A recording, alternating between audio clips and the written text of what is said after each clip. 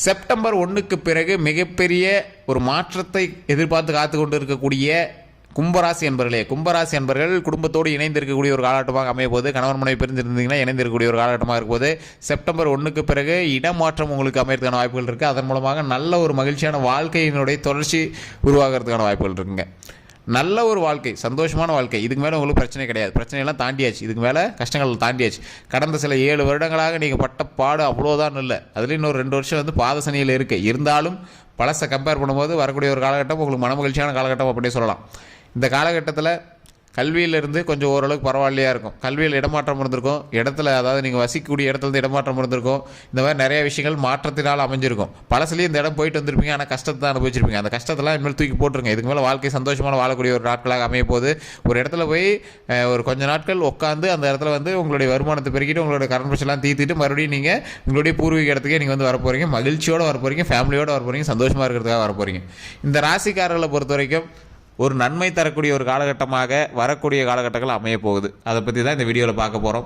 எந்த அளவுக்கு நன்மை, எந்தெந்த விஷயத்தில் நன்மைங்கிறது எல்லாமே நம்ம வந்து தெரிஞ்சுக்கலாம். இந்த ராசிக்காரர்கள் கண்டிப்பாக நான் சொல்கிறத மறக்காமல் இந்த வீடியோவில் பார்த்துட்டு இருந்தீங்க அப்படின்னா நடுவில் நான் சொல்கிறேன், அதை மறக்காமல் ஸ்கிப் பண்ணாமல் செய்யுங்க. அதனால் மிகப்பெரிய நன்மை உண்டாகும். அதை மறக்காமல் செய்யுங்க. இந்த கும்பராசிக்காரர்கள் வேறு ஏதாவது ஒரு டவுட் இருக்குது சார், இந்த விஷயம் வந்து நடக்குமா நடக்காதான்னு ஒரு சந்தேகம் இருந்துகிட்டே இருக்குது, தொழிலில், திருமணத்தில், கல்யாணத்தில், வசியத்தில், ஏதோ ஒரு விஷயத்தில் வந்து உங்களுக்கு பிரச்சனை இருக்குது அப்படின்னா மறக்காமல் கமெண்ட் செக்ஷனில் டைப் பண்ணுங்கள். உங்களுக்கான தீர்வை கீழே ஒரு ஃபோன் நம்பர் கொடுத்துருக்கு. டிஸ்கிரிப்ஷன்லேயே ஃபோன் நம்பர் இருக்குது. அந்த ஃபோன் நம்பருக்கு ஃபோன் பண்ணி உங்களோட பிரச்சனையை சொல்லி நீங்கள் வந்து சால்வ் பண்ணிக்கலாம். அதே மாதிரி நீங்கள் வந்து டிஸ்கிரிப்ஷனில் நம்பர் இருக்கிறது மட்டும் இல்லாமல் ஃபேஸ்புக்கில் பார்த்துட்டீங்க அப்படின்னா ஸ்க்ரீன்லேயே நம்பர் ஓடிட்டுருக்கும். அந்த நம்பருக்கு ஃபோன் பண்ணிங்க அப்படின்னா உங்களுடைய பிறந்த தேதி, பிறந்த நேரம், பிறந்த ஊர் சொன்னீங்க அப்படின்னா போது A to Z உங்களுடைய வாழ்க்கையில் அடுத்து என்ன பண்ணணும் அப்படிங்கிறது A to Z சொல்லிடுவாங்க.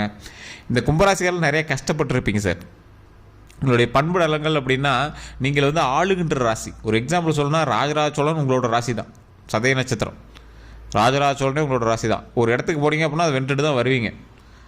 உங்களுடைய வளர்ச்சி மற்றவர்களை பொறாமைப்பட வைக்கக்கூடிய அளவுக்கு இருக்கும். அதனாலேயே இருக்கும்போது உங்களை வந்து இந்த கடந்த சில வருடங்களாக வாட்டி வதச்சிருச்சு. மருத்துவ ரீதியான விஷயங்கள் ஒரு 4-5 நாட்கள் மருத்துவமனையில் இருந்திருப்பீங்க. தேவையில்லாமல் மருத்துவ இடங்களுக்கு அடிக்கடி போக வேண்டிய ஒரு காலகட்டமாகவும் அமைஞ்சிருக்கும். தொழிலில் நிறைய கஷ்டங்களை சந்திச்சிருப்பீங்க. பணம் கொடுத்து ஏமாந்துருப்பீங்க. அந்த பணம் எல்லாம் திரும்ப வருமா அப்படின்னு வெயிட் பண்ணிட்டு இருந்திருப்பீங்க. ஓரளவு கடனெல்லாம் அடைச்சிருப்பீங்க. சில நகை இதெல்லாம் வந்து மாற்றி பேங்க்கில் வைக்கிறது, சில விற்கிறது, இந்த மாதிரி நிறைய கஷ்டங்கள் நீங்கள் வந்து அனுபவிச்சிருப்பீங்க. தொழிலில் முன்னேற்றம் தரக்கூடிய ஒரு காலகட்டம், தொழிலில் மிகப்பெரிய முன்னேற்றம் தரக்கூடிய ஒரு காலகட்டம்.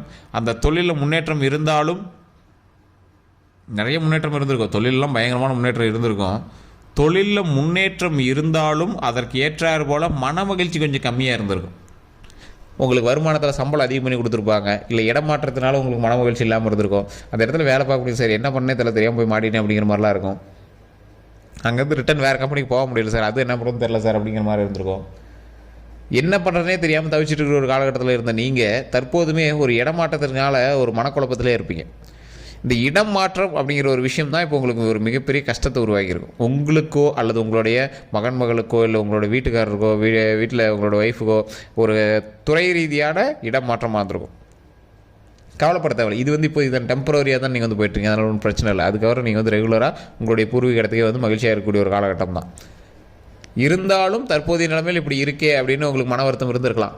ஸோ அது எல்லாத்தையும் ஸ்கிப் பண்ணுங்கள். அந்த பிரச்சனையே வேண்டாம். கொஞ்சம் பொறுமையாக வெயிட் பண்ணுங்கள். கடவுள் மிகப்பெரிய நன்மையை தரக்கூடிய ஒரு காலகட்டமாக வரக்கூடிய காலகட்டங்கள் அமையுதுங்க.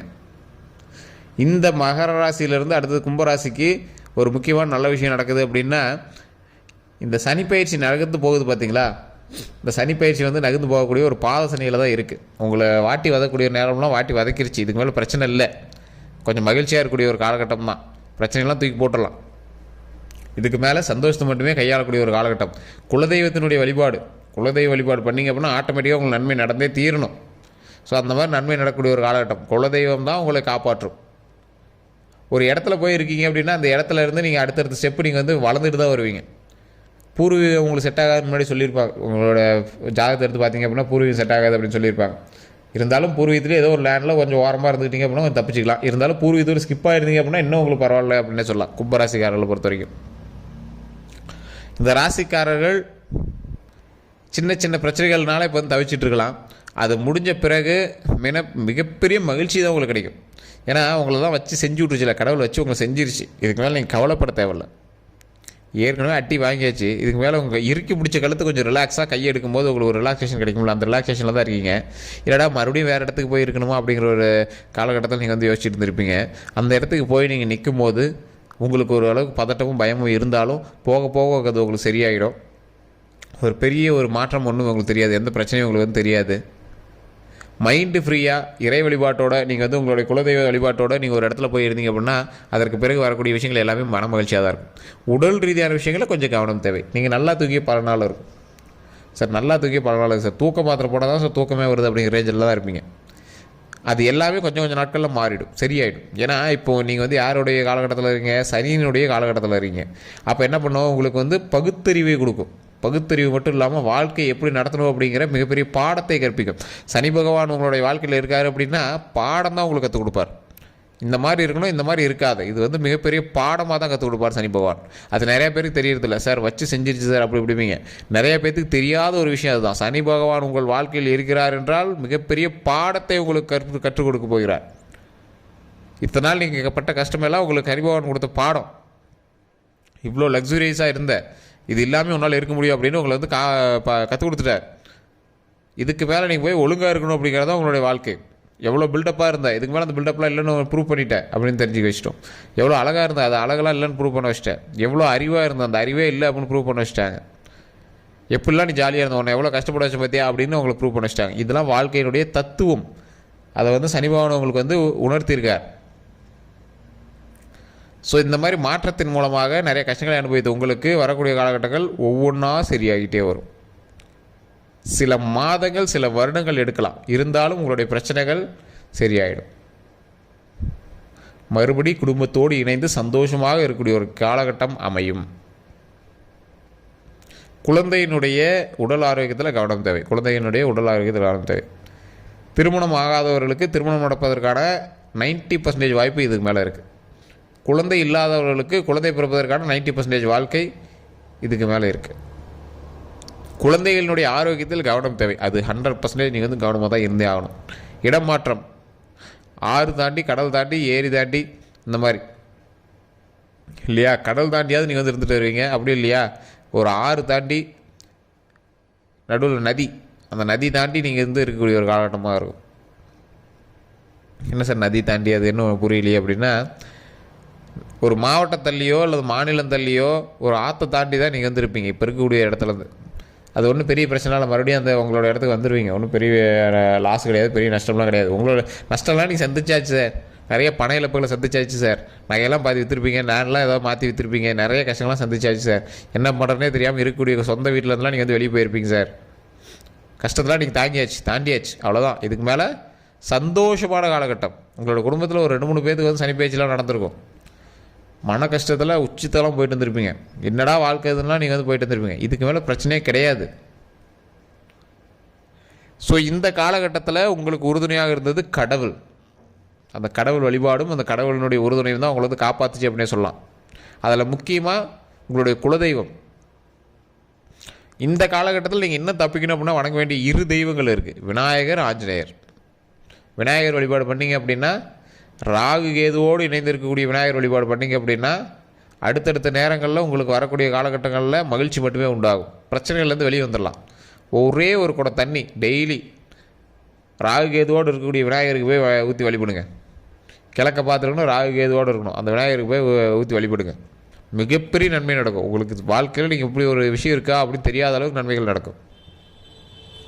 இந்த ராசிக்காரர்கள் ஆஞ்சநேயர் வழிபாடு பண்ணுறீங்க அப்படின்னா, ஏதோ ஒரு காட்டுக்கங்கெல்லாம் போகிறீங்க அப்படின்னா வாழைப்பழம் ஏதாவது கொண்டு போய் அங்கே இருக்கக்கூடிய ஆஞ்சநேயர்கள்லாம் கொடுங்க. ஏதாவது ஒரு உணவு அளிங்க, அந்த ஆஞ்சநேயர்கிட்ட வணங்குங்க. இந்த மாதிரி எனக்கு சந்தோஷத்தை கொடு, மகிழ்ச்சி கொடு, எந்த பிரச்சனையும் வராமல் எனக்கு மகிழ்ச்சி கொடு, உடல் ஆரோக்கியத்தை கொடு, நிறைய லாபத்தை கொடு, குடும்பத்தோடு நான் சேர்ந்து சந்தோஷமாக இருக்கணும், எங்கள் நீண்ட ஆயுளை கொடு, உடல் ஆரோக்கியத்தை கொடு, மன வலிமை கொடு, மாதம் நான் 50 லட்ச ரூபா லாபத்தை கொடு, தொழிலில் முன்னேற்றத்தை கொடு, கடன் பிரச்சனைலாம் தீர்த்து வை. கடன் பிரச்சனைன்னு சொல்லக்கூடாது. எந்த இடத்துலையும் போய் கடனை சொல்லி சாமி கும்பிடவே கூடாது. அது நிறைய பேருக்கு சொல்கிற ஒரு விஷயம். ஸோ எனக்கு 50 லட்ச ரூபா லாபத்தை கொடு. இப்போ கடன் வந்து உங்களுக்கு 40 லட்ச ரூபா இருக்குன்னா எனக்கு 50 லட்ச ரூபாய்க்கான லாபத்தை கொடு. அது இந்த மாதம் இந்த வருஷத்துலேயே கொடு. சொல்லக்கூடிய விஷயத்துலேயே பாசிட்டிவான விஷயமா சொல்லணும். எனக்கு தொழிலில் லாபத்தை கொடு, 40 இல்லைனா 50 லட்ச ரூபா லாபத்தை கொடு, எனக்கு 50 லட்ச ரூபா லாபத்தை கொடு. இப்படி தான் நம்ம வந்து வணங்கணும். கடவுள் வணங்கும் போதே குடும்பத்தை சந்தோஷமாக பார்த்துக்க, என்னையும் சந்தோஷமாக பார்த்துக்க. மாதம் இவ்வளோ வருமானத்தை கொடு, லாபம் 50 லட்ச ரூபா லாபத்தை கொடு. அதே மாதிரி கடன் பிரச்சனையெல்லாம் இருக்குது அப்படின்னா அதை இறைவன்ட்டு வணங்கும்போது, இங்கேன்னு இல்லை, எந்த ராசிக்காராக இருந்தாலும் சரி, எந்த கோவிலாக இருந்தாலும் சரி, நீங்கள் போய் வணங்கும் போது அதை சொல்லி வணங்கக்கூடாது. எனக்கு இவ்வளோ கடன் இருக்குது அப்படின்னா, ஒரு 50 லட்ச ரூபா கடன் இருக்குது அப்படின்னா, எனக்கு 60 லட்ச ரூபா லாபத்து கொடு, தொழிலில் எனக்கு லாபத்து கொடு, அப்படி தான் நம்ம வந்து வணங்கணும். இது நிறைய பேர் தெரியறதில்ல. அதே மாதிரி கோவிலில் போனீங்க அப்படின்னா அழுது வணங்கக்கூடாது. இது நிறைய பேர் தெரியறதில்ல. அதையும் ட்ரை பண்ணி பாருங்கள். அழுது வணங்கவே கூடாது. சிரிச்சுக்கிட்டோ இல்லை ரொம்ப அப்படியே கேலியாகவும் வணங்கக்கூடாது. போய் நார்மலாக நில்லுங்க. உங்களுக்கு இந்த விஷயம் வேணும், எனக்கு நல்லபடியாக வருமானம் வேணும், நல்ல லாபம் வேணும், உடல் ஆரோக்கியம் வேணும், மன நிம்மதி வேணும், நீண்ட ஆயுள் வேணும் அப்படின்னு வணங்கணும். இதுதான் வந்து கடவுள் நமக்கு தரக்கூடிய ஒரு பாசிட்டிவ் வைப். அந்த பாசிட்டிவ் வைப் கிடச்சிச்சு அப்படின்னா ஆட்டோமேட்டிக்காக நம்ம வந்து வளர்ந்து வந்துகிட்டே இருக்கலாம். ஸோ இதை வந்து ஆஞ்சநேயர்கிட்ட வழிபட்டுட்டு, உங்களுடைய குலதெய்வத்திட்ட எப்போ போனாலும் அதை வழிபட்டுட்டு, விநாயகர்கிட்ட ராகு கேதுவோடு இருக்கக்கூடிய விநாயகர்கிட்ட ஒரு கூட தண்ணி ஊற்றி நீங்கள் வந்து வழிபட்டீங்க அப்படின்னா மிகப்பெரிய நன்மை நடக்கும். அதற்கு தகுந்தாற் போல வாழ்க்கை மிகப்பெரிய ஒரு ஒளியாக ஒளிரும். ஸோ கவனமாக இருக்க வேண்டிய சில முக்கியமான விஷயம்: வண்டி வாகனம், குழந்தையினுடைய ஆரோக்கியத்தில் கவனம், கணவனுடைய ஆரோக்கியத்தில் கவனம், மனைவியினுடைய ஆரோக்கியத்தில் கவனம். டேப்லெட்லாம் எடுத்துக்கிட்டிங்கன்னா அதை கன்யூஸாக எடுத்துக்கோங்க. மனதை ஒருநிலைப்படுத்தி ஆட்டோமேட்டிக்காக சந்தோஷமாக இருக்கிறதுக்கான வழி என்னவோ அதை பாருங்கள். நல்ல மகிழ்ச்சியான ஒரு காலகட்டமாக வரக்கூடிய காலகட்டங்கள் அமைய போகுது. அதுக்கு என்னெல்லாம் ஸ்டெப் எடுக்கணுமோ அதெல்லாம் ஸ்டெப் எடுக்க ஆரம்பிங்க. தொழிலில் நல்ல முன்னேற்றம் இருக்கக்கூடிய ஒரு காலகட்டம் தான். கடன் பிரச்சனை எல்லாமே இனிமேல் வரக்கூடிய காலகட்டங்கள் அடிச்சிருவீங்க. அதனால் அதுக்குமே ஸ்டெப் எடுங்க. வேறு எந்த ஒரு தகவலாக இருந்தாலும் மறக்காம கமெண்ட் செக்ஷனில் பதிவிடுங்க. இதுவரை நம்ம சேனல் சப்ஸ்கிரைப் பண்ண சப்ஸ்கிரைப் பண்ணி அதில் பெல் பண்ணி மறக்காம ப்ரெஸ் பண்ணிக்கோங்க. எல்லோருக்கும் நன்றி நண்பர்கள்.